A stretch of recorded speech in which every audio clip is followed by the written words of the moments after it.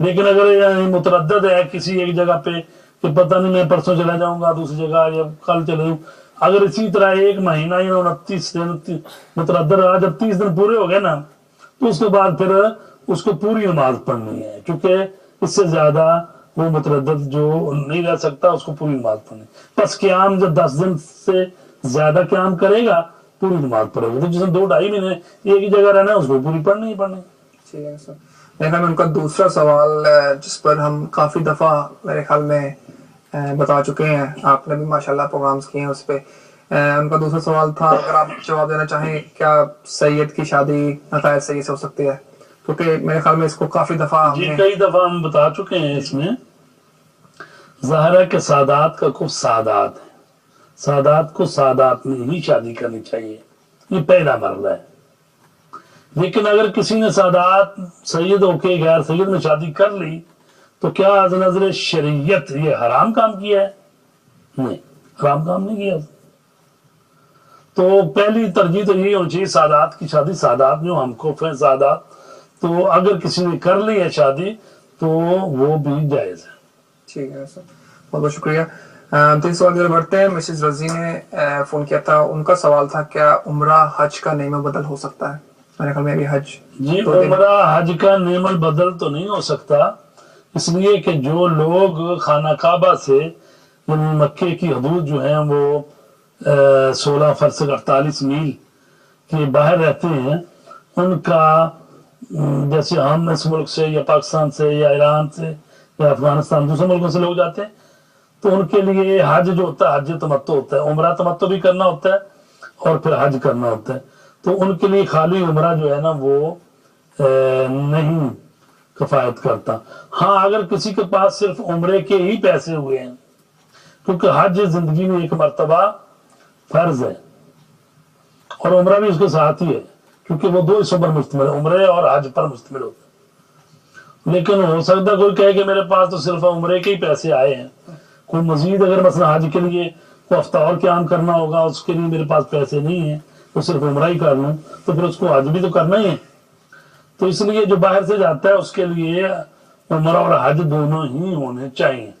تو نعم البدل نہیں ہو سکتا اس کا کہ بھی حج چھوڑ دیا جائے خالی عمرہ کر لیا جائے. ہاں یہ تو ہو سکتا ہے عمرہ مفردہ کرا ہے، عمرہ کرا ہے، لیکن پھر جب استطاعت پیدا ہوئی پھر عمرہ بھی کیا حج بھی کیا، کرنا چاہیے اس کو. ٹھیک ہے سر، بہت بہت شکریہ.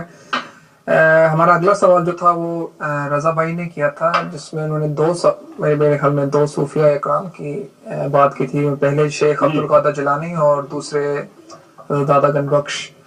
اور ان کا سوال یہ تھا کہ ہمیں ان سے کیا اختلاف ہے؟ جی اس لیے اختلاف ہمیں ان سے ایسے ہے کہ اسلام میں یہ سلسلے کچھ چلے جن کو صوفیہ کرام کے سلسلے کہا جاتا ہے. یہ تقریباً جو ہے نا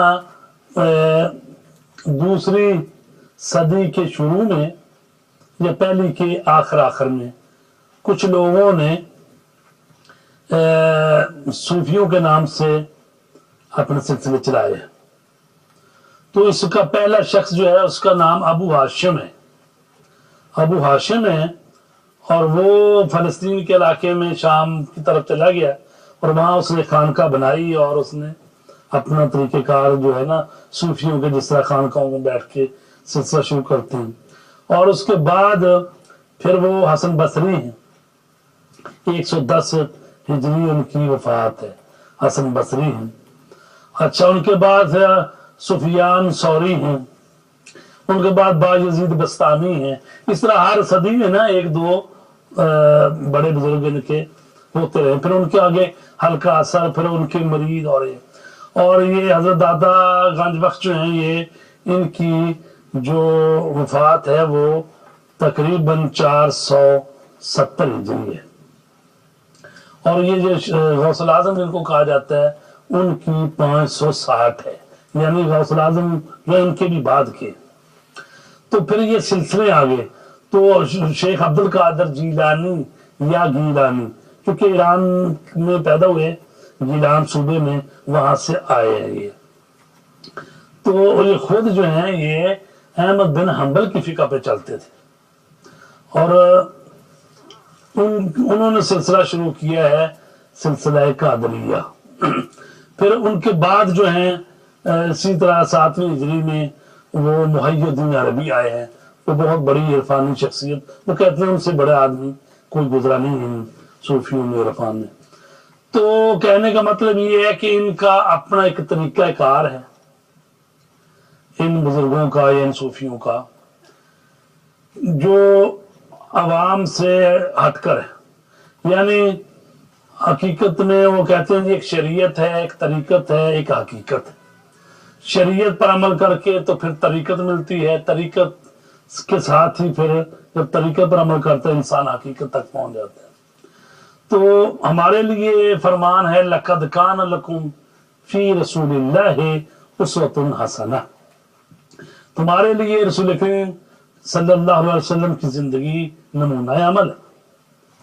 اور انہوں نے فرمایا میں تمہارے درمیان انی تارکن فیکم الثقلین کتاب اللہ وعطرتی اہل بیتی ما ان تمسکتم بہما لن تضلوا بعدی ابدا انہما لن یفترقا حتی یرد علی الحوض. رسول پاک صلی اللہ علیہ وسلم نے فرمایا میں تم میں 2 چیزیں چھوڑ کر جا رہا ہوں، ایک قرآن مجید ہے اور ایک میری اہل بیت. ان دونوں کے دامن کو تھام لو، ان سے تمسک کر لو، اور میں گارنٹی دیتا ہوں کہ تم گمراہ نہیں ہوگے یہاں تک کہ قیامت کے دن حوض کوثر تک میرے پاس پہنچ جاؤ. اور یہ بھی میں بتاتا ہوں کہ قرآن اور اہل بیت کبھی بھی آپس میں جدا نہیں ہو سکتے. تو ہمارے لیے جو منشور اور قاعدہ رسول پاک نے بتایا وہ یہ ہے کہ قرآن اور اہل بیت. تو اس لیے ہم چونکہ دامن تھام لیا ہے قرآن کا اور اہل بیت کا، لہذا جو وہ فرماتے ہیں اس پر ہم عمل کرتے ہیں، جو قرآن کہتا ہے اور قرآن کی جو تشریح اور تفسیر اہل بیت کرتے ہیں. تو اس لیے ہمیں کسی اور سلسلے کی طرف جانے کی ضرورت نہیں ہے، کیونکہ یہ سارے سلسلے جو ہیں، کسی کا بھی کوئی بھی سلسلہ ہو، ظاہر ہے کہ اس میں بعض سلسلوں میں بعض انحرافات پائے جاتے ہیں، بعض ان کے اپنے طریقہ کار ہیں، بعض میں کوئی ہندوستان کا فلسفہ شامل ہو گیا، بعض میں وہ دوسرے لوگوں کی باتیں شامل ہو گئیں. تو وہ جس کو کہتے ہیں نا طریقہ کار ہے ان کا، چاہتے وہ بھی یہی ہیں کہ خدا کی رضا حاصل کی جائے اور خدا کی معرفت حاصل کی جائے، اپنے آپ کو فنا کیا جائے، ذات خداوندی میں اپنے آپ کو فنا کر لیا جائے. لیکن طریقہ کار جو ہے نا ان کا مختلف ہے. تو اب ایک مسلمان سیدھا سادہ جو ہے اس کو کیا کرنا چاہیے؟ جو سیدھا سادہ مسلمان ہے اس کو چاہیے رسول پاک صلی اللہ علیہ وسلم کی زندگی، قرآن نے کہا تو رسول پاک کی زندگی میں بہترین نمونہ ہے. اور رسول پاک ہمارے لیے کیا کر کے گئے دنیا سے جاتے ہوئے؟ ہم کہا گیا ہے کہ قرآن اور اہل بیت کو مضبوطی سے تھام لو، تو ہم نے تھام لیا.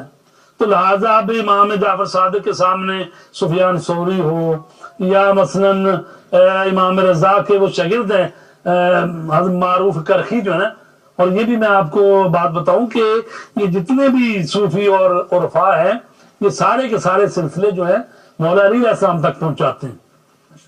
اور ان میں جو حضرت شیخ عبد القادر جیلانی غوث الاعظم ان کے جو مشائخ میں ہیں معروف کرخی.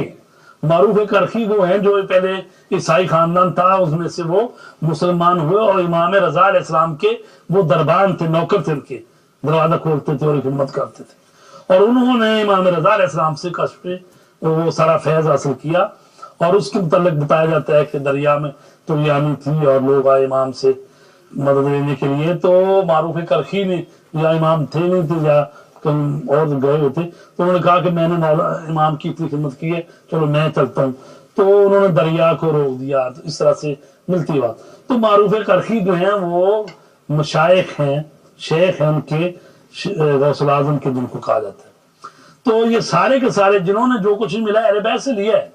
تو ہم کہتے ہیں کہ جب ہمارے پاس اصلی اور معصوم ہستیاں موجود ہیں تو ان کے ہوتے ہوئے ہمیں شاگردوں کی طرف یا کسی اور کی طرف، یا جنہوں نے آدھا اسلام اور آدھا ہندو فلسفہ اور آدھا کہیں سے اور آدھا کہیں سے لے لیا، اور ان کی فکر میں اور ان کے نظریات میں پوری کی پوری اسلام کی ترجمانی نہیں ہو رہی تو ہمیں ضرورت نہیں ہے ان کی طرف. البتہ یہ نیک لوگ ہیں,